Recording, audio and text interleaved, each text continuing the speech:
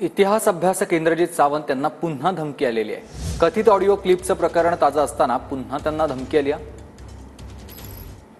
तर तुम्ही मागच्या वेळी जे काही धमकी देण्यात आली त्या संदर्भात गुन्हा दाखल केलेला आहे। 3 दिवस झाले तरी अजून आरोपी सापडलेला नाही आणि आता एक धमकी आली, पुन्हा एक तक्रार देणार। मी माझ्याबद्दल जी काय धमकी आली त्याच्याबद्दल मी पहिल्यांदाच जी माझी भूमिका होती की मी त्याच्या विषयावर काही तक्रार देणार नाही।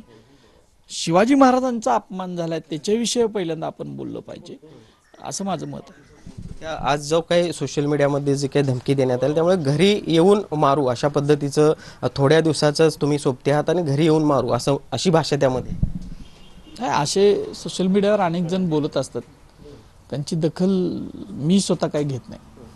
ह्या संदर्भात तक्रार देणार ही नव्याने जी धमकी आलेली आहे त्या संदर्भात पोलीस स्टेशनला तक्रार करणार आहे। मी अजून ते बघितलेलं नाही आहे नेमकं काय कुणी केलंय काय केलंय, मी अजून त्याचा तपास घेतलेला नाही। ते घेतल्यानंतर मी याच्यावर माझे जे सहकारी आहेत मित्र आणि माझे जे वकील मित्र आहेत त्यांच्याशी चर्चा करून निर्णय घेणार। नक्कीच। तर पाहिलं आपण एका बाजूला ही तक्रार दिलेली असताना 3 दिवसापूर्वी आरोपी त्याचा सापडत नाही आणि ते असतानाच अशा पद्धतीनं सोशल मीडियात पुन्हा एकदा इंद्रजित सावंत यांना धमकी देण्यात आली आहे।